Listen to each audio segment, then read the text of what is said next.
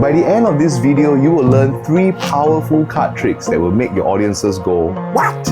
So, grab a deck of cards, let's begin. You happy with that? Very good. Yes, good.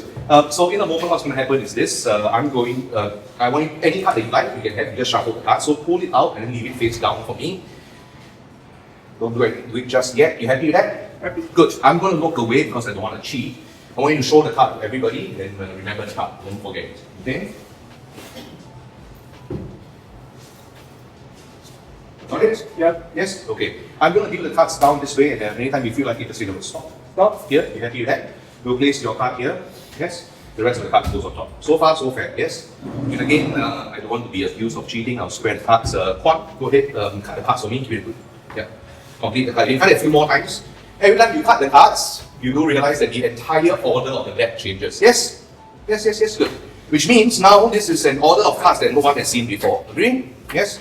I'm going to spread the cards this way. Okay? Like this. Andrew, do you see your card here? Yes or no? It has to be. Yes, okay. So what I'm going to do is this, okay? I'm going to try and memorize the entire order of the deck right now. Okay? And again, you could have cut one card more, one card less, could change the entire order of the deck, right? So, it usually takes about 10 minutes, but I'll try my best. Okay, so here we go.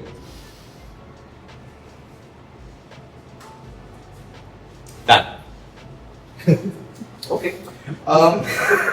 I know it's hard to believe, but if I really memorize the entire order of the deck, that would mean one thing. Which means now, Andrew, I'm going to look away again, and I want you to remove your card, wherever it is, and then put it somewhere else. Okay? And then you square the cards and turn them face down. So there's no way I know where to move the cards and all that kind of thing. Okay? I'll look away, go ahead, do that for me right now. Thank you. Remove your card, put it somewhere, square the cards, and then leave them face down. Done? Done. Okay, so far, so fair. Yes? Good. So, one more time, I'm going to spread the cards out this way. Okay? Let's see. Yeah.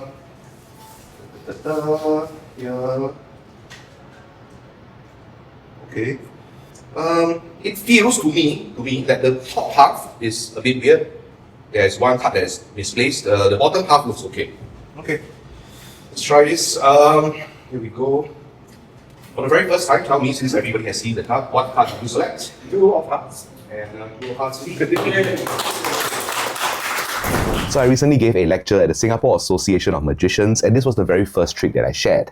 Here's how it works. It generally starts off as a borrowed and shuffled deck of cards, okay? And somebody selects a card. Here's the important part, okay? And part of the secret as well. When they remove the card, you say, look, I don't want to cheat. I'll look away, and I want you to show the card to everybody. And remember the card, don't forget it, okay? As they do so, you look away, and here's what you do. You secretly take a peek at the bottom card, okay? This will be your key card, right? So it's very important for you to remember this card. In this case, the 8 of clubs, right? For explanation purposes, let's take a look at what card they selected, right? In this case, they have the 10 of spades, right? So what I do next was to just take a bunch of cards and start dropping them onto the table and say, anytime you feel like it, just say the word stop, right? They do so, they take their card, and then they place it here, where they stopped. Next, you put the rest of the cards on top. Essentially, what you're doing is that you're placing your key card, the 8 of clubs, on top of their selected card, the 10 of spades. With me so far? So, there. So everything looks like it's a mess, which is good, and then, you know, they square the cards, and then now, if you are performing for more than one person, you can then ask them to cut the cards, okay? And as you demonstrate one time how to cut the cards, you say, I'd like you to go ahead and cut the cards like this, okay? As many times as you like. And then before they can do anything, or they start cutting the cards like this, and then you continue by saying, you do realize that whenever you cut the cards, every time you cut the cards, it changes the entire order of the deck, okay? This is to keep them occupied by doing an action, okay? At the same time, keeping their brain occupied, because now they have to think about it and they go, oh yeah, actually it's true. And all this is hoping to try and prevent them from thinking about like, oh, I want to shuffle the cards, you know, that kind of thing. So hopefully this will just prevent them by giving them a fact that every time you cut the cards, the entire order of the deck will change, okay? Because to them, they have no idea what's going to happen yet, okay? So once they are happy, you will then spread the cards. But before that, let me show you how the key card principle works, all right? right?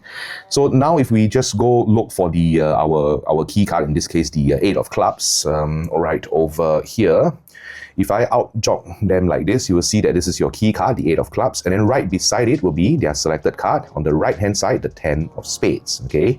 Now, there will be a chance where they actually cut directly at your key card, and I'll come back to that in a bit, okay? But just bear with me. Once they're happy with cutting the cards, you then spread the cards on the table one more time, okay? And you just spread them out fully so you can see. And this is what you do. You say that, it's a very bold claim, but you say that, you know, in a moment I'm going to memorize the entire order of the deck, okay?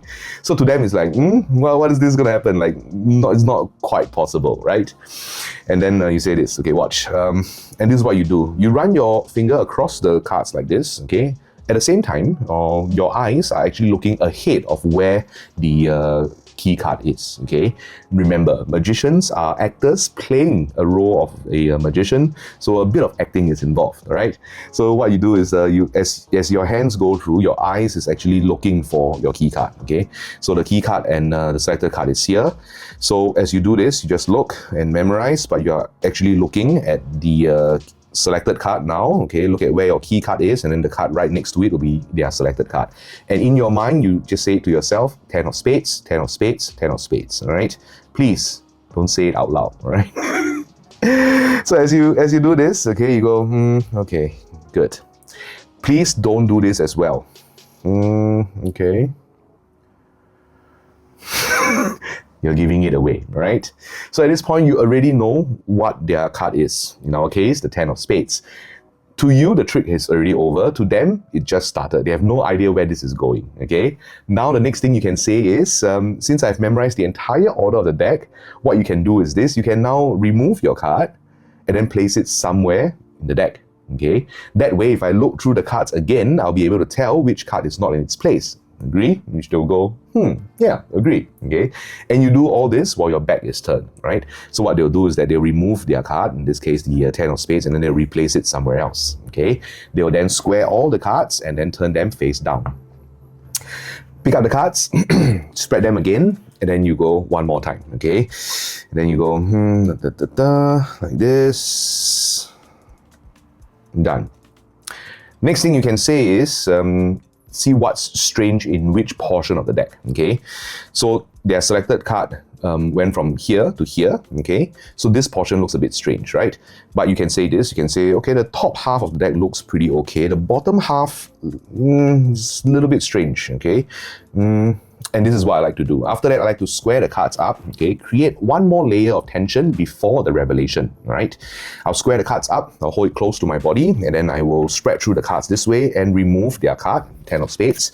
And then I'll ask them, for the very first time, tell me, what card do you select? And then they'll say 10 of spades. 10 of spades indeed, and then applause. And also, if you are performing for a group of people and the person that's helping you is sitting beside you, this is what I like to do. After I take the card, I say, what was your card? They say the 10 of spades. I like to show this person first, okay? So that everyone else can see their reaction, okay? And then I show it to everybody, and then the climax, and then the whole trick kind of climax at this point, okay? And then everybody applauds, right? So, speaking about cutting exactly on that particular card, let's go back to this, okay? So say, for example, same thing, key card is the 8 of clubs, and then they are selected, the card is here, and then there is a chance where they cut the cards exactly where they split, okay? Like this. Here's the interesting part, right? Once they're happy, you pick it up, you take a look at the bottom card immediately.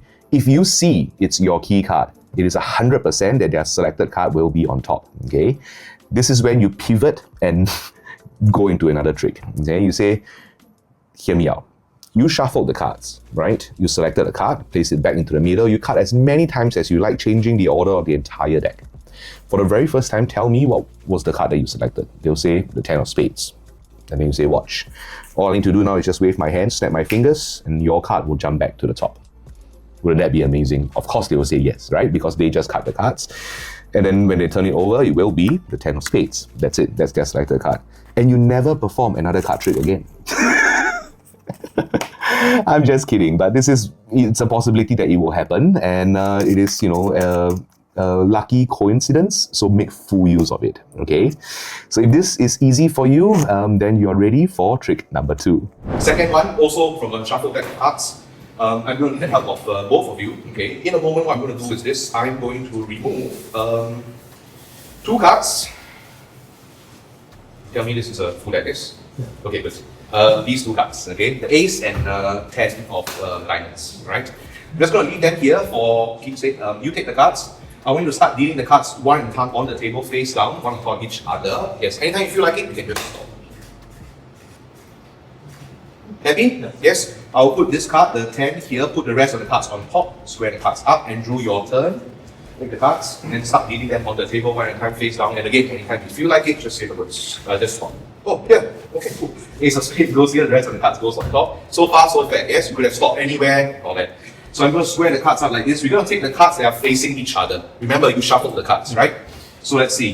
These are the 2 cards that are facing each other. This one and the 10 of diamonds, yes. And then this one with the ace of spades. Yeah? So it's very clear. Let's take a look. The first one. You get it? Yes. Red 10 and of course black ace out of the entire deck like this. We managed to stop exactly at the matching cards. Thank you.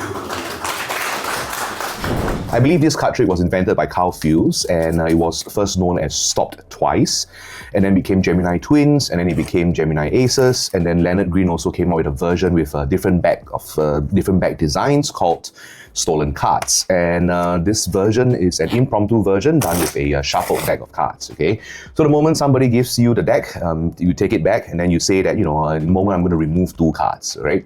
So as you spread the cards, what you do is that you secretly look down and look at the top and bottom card, okay? That's your secret here. So you don't have to remember the suit, you just remember, in this case, 8 of hearts, red 8 and black 7, okay? So what you do in this case is that you spread through the cards and then you remove the corresponding cards, okay? So you remove the other red 8 and then you remove, sorry, did I pass it? There we go, the black 7. Just remember that whatever the bottom card is, it will be the first one to go, okay? Which means that you will leave it on top like this. Then you turn the deck around, hand it over to one of your spectators and ask them to deal the cards one at a time on the table like this, and whenever they feel like it, they can just stop. They do so, you take the first black 7 and then you place it on top, okay, where they stopped. And then you ask them to put the rest of the cards on top. Again, essentially placing the 7 against the 7 like this, okay?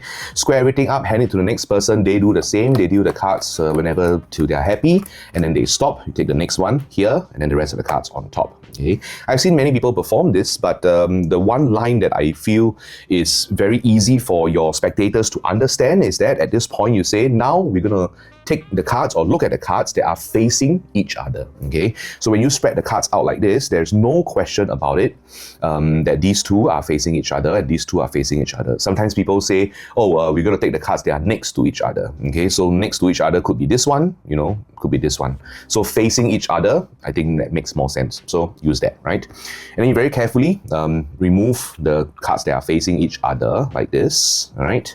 And then you take the rest of the cards, and you could, if you wanted to, spread the rest of the cards and say, look, out of the entire deck of cards, you could have stopped anywhere. These were the 2 positions you stopped at, and let's take a look. You happen to find the matching 7, and of course find the matching 8, and there we go, okay? So that is the whole idea or the secret behind this card trick. Now, there are different occasions where once they shuffle and cut the cards, certain things happen. For example, if there is only these 2 cards, right? So the 2 red 8s are on top and on the bottom, right? What you do, just remove the 2 black 8s. That's it, okay? If it's 1 red and 1 black, then you remove the other 2, right? So if in this case, if you see they are both 7s and then 1 red, 1 black, you just remove the other 2 7s, okay? And it's very interesting, this particular card trick, because it involves many people. It feels like a free choice. They just shuffle the cards and then you just randomly take out 2 cards, let them deal to their heart's content and just follow instructions. So it requires almost no skill, okay? And it, depending on how you would like to present it as well, you could also, you know, make the presentation as though, like, say you are performing for a couple, right? And see how in sync they are and all that kind of thing. And then they just happen to stop at the same cards and, because they are in love and all that kind of thing. Then, yeah, so different ways of presenting it. Tell me in the comments below how you would normally present this, okay? But the main idea of this card effect is as such, right? If you'd like to see more of the what I did in the lecture, I also taught some advanced magic, including things that one setup of the deck, very simple setup, and then you can go on for like 10-20 minutes without resetting anything, and some advanced sleight of hand like the card to pocket and all that. Do visit my channel memberships below. Now, we go to the next trick, which is one of my favorite card tricks, and this one, you don't even touch the cards. You are now going to be the magician, okay? Which means, but I will give you some simple instructions as to how to achieve the magic, right? So, you as the magician, I'm the spectator, which means I get to select a card, okay? So what I'm going to do is this, I'm going to take out one card, okay? I'll leave it here, I'll put the rest of the cards on the table. I'll just use your box, I don't want to be accused of cheating, this goes here, fair? Pick up the cards in your hands. I want you to start again, deal them on the table one at a time, face down. Now, you can deal them from anywhere, from the middle, from the bottom. Continue, yeah, from the middle, from the bottom. You can shuffle the cards first if you don't trust me. As long as you have like about 10 or 20 cards, okay, you don't trust me, that's fine. Yeah, you can continue dealing until you have a small pile of cards. You happy with that? Yes? Okay, we'll remove these, okay? Square those cards up, place them in your hands, and then I want you to deal them into two packets, one here, one here. Very good, and then continue dealing until you are done all the way. Okay, this first card here will tell me the value of your card, ace to king. The second card here will tell me the suit of your card, club, heart, spades, or diamonds. Okay, so this one is 2. Okay, the second one is hearts. Yeah, 2 of hearts, which coincidentally was the very first card you picked as well. Now let's recap. That was shuffled. You could have dealt the cards from anywhere in that. In fact, you did. You dealt them from the center, from the middle, from the bottom, and all that, right? And bear in mind, this card has been here way before you even started anything. And it just so happens to be the 2 hearts. Thank you. So this is definitely one of my favorite card tricks to perform. This dates back to like 1959. It was invented by L. Leach, called The Spectator Does a Trick, and of course made very popular by our magicians Daryl, called Untouched. So I do suggest you to go and seek out these creators and learn their material. They're all amazing. The reason why I love this trick so much is because it empowers my spectators or my audiences. It makes them feel like they're doing magic. Okay, obviously they have no idea how or why it works because it's so fair and all that kind of thing. They shuffled the cards, they dealt from anywhere, the top, the middle, the bottom, and yet somehow they managed to find a card that I took out way before they did anything, okay? And at the end of it, I feel like as the magician and the spectator, we both experience the same kind of amazement, right? So that's why I love this trick so much. And let's go to how it works, all right? First things first, obviously they shuffle the cards, and then when you take it back, you say that you are going to now select a card because they are the magician, so you will select the card, okay? The secret here is that you look at the top 2 cards, okay? So if you spread the cards this way and say, oh, in a moment I'm going to select a card because now you're the magician, right? And then what you do is this, okay? What I normally do, I look at these top 2 cards and I go ace of hearts, okay? The first card I normally use as the value, the second card is the suit. So if they are the other way around, it will be 8 of spades, okay? Now there are some scenarios where it wouldn't work. For example, this one, okay? If they are the same suit, you can't do ace of diamonds or queen of diamonds, right? Doesn't matter which way around, okay? There are also, obviously, if they are the same value as well, okay? Like this, it will not work, right? Ace of clubs and ace of spades, it wouldn't work, right?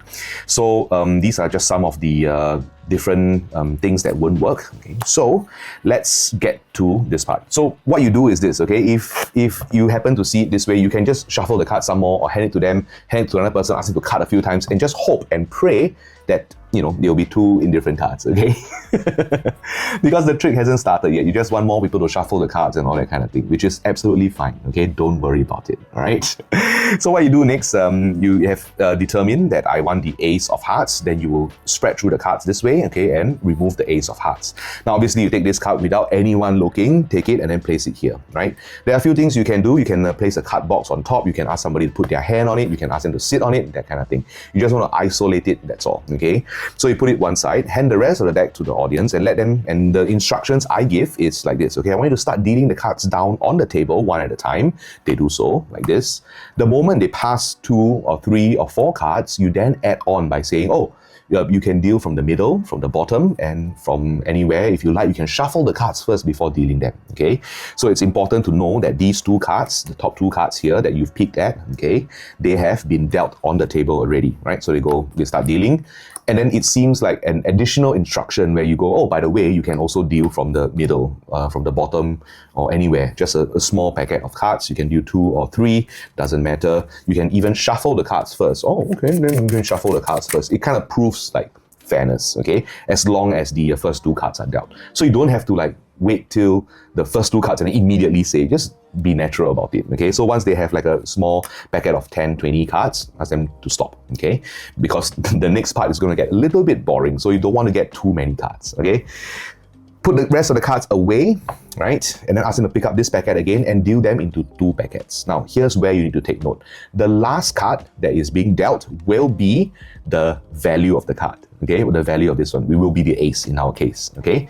So they will deal left and right like this, doesn't matter. It will always end up with those 2 last cards on top, okay? Like this, and then this is the last one, right? That they deal, and this one will be the value. Now, if you didn't practice enough and or maybe you were distracted during the performance and you forgot which one was the last one, doesn't matter. You can just say, so far so fair. Yes, this card here, this will be the value of the card. Okay, so as you turn it over, you look at it and then you announce that it's a value. If you practice, just to take note which one is the last card that ended on the packet, you can then very fairly and very cleanly say, this card will tell us the value of the card, okay, ace to king. So they understand, okay, this one is the value. And this one will tell us the suit, club, heart, spades, or diamonds, right? So you turn this one over and it's the ace of spades, and then you turn this one over, it's the hearts. So in this case, the ace of hearts. Yes, good.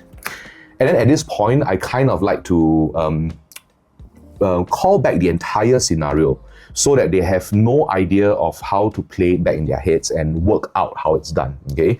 To me, it's not very, very important, but I would hate to share this moment with them, this very magical moment with them, and then they go thinking, how did they do it? Like, and then they try and backtrack, okay? So at this point, before the revelation, I go, let's recap. You shuffle the cards, yes? Good. You could have dealt from anywhere, which is true. They could have dealt from the top, from the middle, from the bottom. In fact, you could shuffle the cards some more and then deal. Agree? Yeah. And they could have stopped at any amount of cards. And then they divided them into 2 packets, and these are the 2 cards that we ended up with. Remember, I took this card out way before you even started anything. Agree? Everything I've said so far is true, right? And so, builds up to the climax. You take the card again and then go, ace of hearts, show it to them, boom. Ace of hearts, and then big applause. And of course everything can be examined, they can check the cards, and and then they'll start talking among themselves and they go, how did you do it, and all that kind of thing, blah, blah, all that. So it's very good in the sense that it is something that you can share with your audience, but at the same time I've realized this one thing as I perform a lot as well, that this works perfectly for hecklers as well. Okay, so people who like to disrupt your magic and all that, in a performance, you kind of also want to pull them to your side, okay? While the other audiences know for a fact that this guy is trying to heckle you and trying to be a prick for, I want to put the cards here, I want to shuffle the cards, I want to do all that. It's okay, okay? This card trick itself will kind of bring them in and say, okay, so since you like this so much and you want to do all this, I tell you what, you be the magician, okay? And then they will go, but I'll help you, right? I'll teach you how to do it. Very simple, right? So go ahead, shuffle the cards, and then you do this whole thing. So hopefully by the end of it, they will realize that, oh, this magician is actually quite cool. Like, he made me look good, okay? So yeah, sometimes this has to be done. But I hope you enjoy these 3 different card tricks that can be done with a borrowed shuffle deck of cards. Obviously, it must be a full deck. If not, some of the tricks will be missing a card and all that, then not very cool. But yeah, if you want to learn more advanced card tricks that I teach during this lecture, I also share them in my channel memberships. So once again, thank you so much for watching. You guys take care, stay safe, and I'll see you on the next one. What?